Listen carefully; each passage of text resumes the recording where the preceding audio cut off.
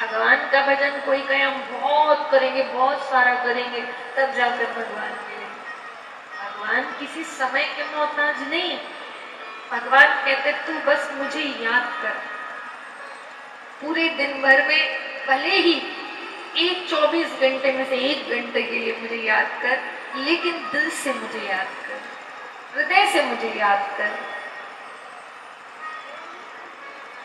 और कहते हैं कि दिन भर में जब भी हम प्रभु को याद करते हैं, अगर 24 घंटे में हमने एक बार भी प्रभु को याद किया और प्रभु की याद में से एक अश्रु भी यदि हमारी आंखों से निकल गया, तो मानो हमारे दिन भर की पूजा प्रभु ने स्वीकार कर ली। लेकिन वो अश्रु भगवान की याद में होना चाहिए, संसार की याद में नहीं होना चाहिए। तो कल आपने और हमने श्रवण किया कि किस प्रकार सुखदेव जी का प्राकट्य हुआ, परीक्षित जी का प्राकट्य हुआ। परीक्षित जी को शाप लगा।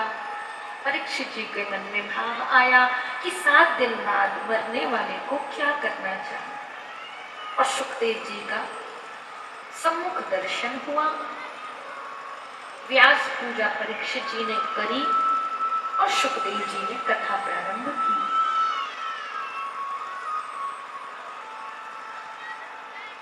इधर हमने सुना कि शौनक आदि ऋषियों ने सूची महाराज से 6 प्रश्न पूछे थे।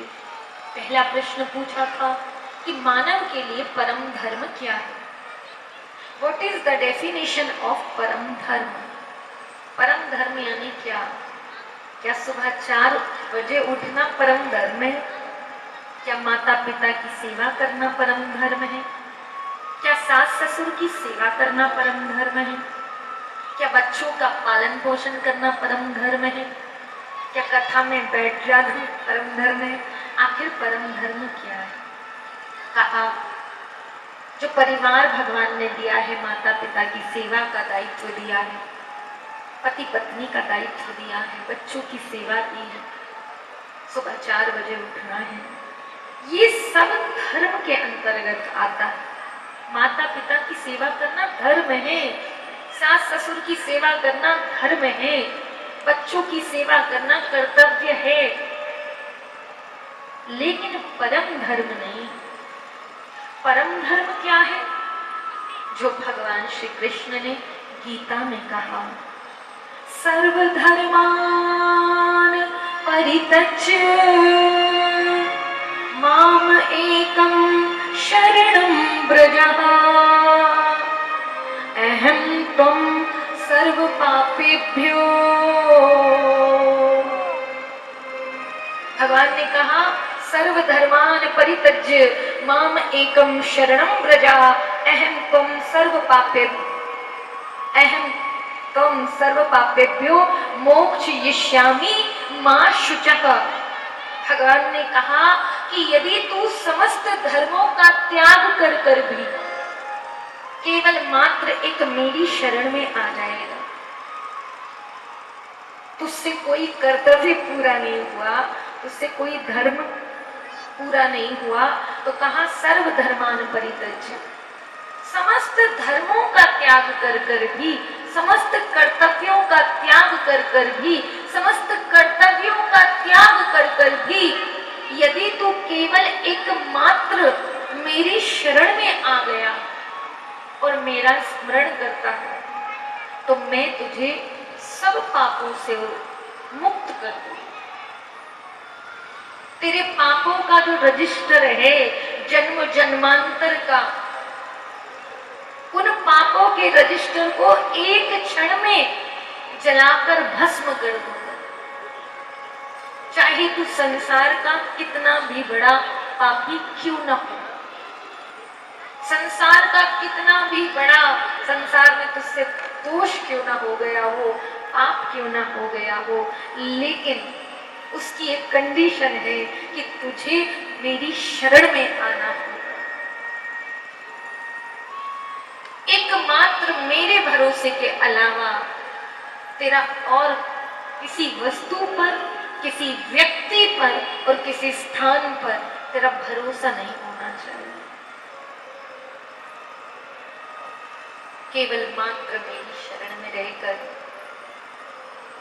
मेरा स्मरण कर, मैं तुझे सब पापों से मुक्त कर दूंगा। अर्थात वेदव्यास जी ये कहना चाहते हैं, शास्त्र ये कहना चाहते हैं कि हर मनुष्य जिसका भी जन्म इस धरा धाम पर हुआ है, उन सब का एक ही परम धर्म है, और वो परम धर्म प्रभु को याद करना है, प्रभु का स्मरण करना है, और प्रभु का स्मरण कर कर अपने अनंत जन्मों में किए गए अपराधों का पश्चाताप करना है, और भगवान का स्मरण करते करते भगवत धाम को चले जाना है।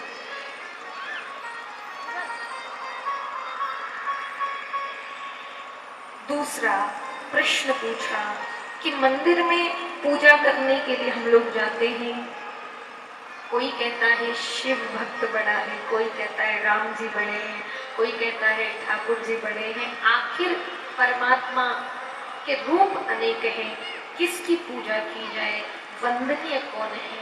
तो कहा कि पूजा सबकी करो, प्रणाम सबको करो, वंदन सबको करो, लेकिन निंदा किसी की भी मत करो, छोटा किसी को भी मत समझो। भगवान के नाम अनंत है, हरि अनंत, हरि कथा अनंता। जिस प्रकार भगवान के नाम अनंत है, उसी प्रकार भगवान के रूप अनंत है, उसी प्रकार भगवान के धाम अनंत है, उसी प्रकार भगवान के लाडले संत अनंत हैं। इसलिए जो रूप आपको अच्छा लगता है, जो नाम आपको अच्छा लगता है, जो धाम आपको अच्छा लगता है, उसमें आप अपनी निष्ठा रखो, लेकिन आप राम जी के भक्त हो, इसलिए दूसरा अगर कृष्ण भक्त है तो उसे छोटा मत समझो। अगर आपके गुरुदेव के द्वारा आपको दी गई उपासना में आप परिक्रमा करते हैं, आप साधना करते हैं, इसका मतलब ये नहीं कि किसी शिष्य के गुरुदेव के द्वारा दी गई साधना आपकी साधना से छोटी, उसकी उपासना पद्धति आपकी उपासना पद्धति से छोटी। कई बार लोग मंदिर नहीं जाते, पूजा नहीं करते, और जो लोग मंदिर जाते हैं या पूजा करते हैं तो वो बोलते हैं अरे ये तो बहुत बड़े नास्तिक है, ये तो पूजा नहीं करते। जरूरी थोड़ी है कि पूजा करने वाला बहुत बड़ा आस्तिक हो और पूजा न करने वाला नास्तिक हो। क्रियाओं के आधार पर हम किसी को तोल नहीं सकते। किसी के ऊपरी रूप को देखकर हम बड़ा बड़ा चंदन लगा लें, हमारी तरह बड़ी बड़ी मालाएं पहन, इसका मतलब ये थोड़ी कि हम बहुत बड़े भक्त हो गए। बाहरी क्रिया से किसी को नहीं तोला जा सकता। इसलिए तन से हम कहाँ हैं इस बात की बिल्कुल महत्ता नहीं। हमारा तन कहाँ है इस बात की इम्पोर्टेंस नहीं। इम्पोर्टेंस इस बात की है कि हमारा मन कहाँ। यदि हम कथा में बैठे हैं लेकिन हमारा मन घर पर है तो हम घर पर ही हैं, भले ही हम पंडाल में बैठे।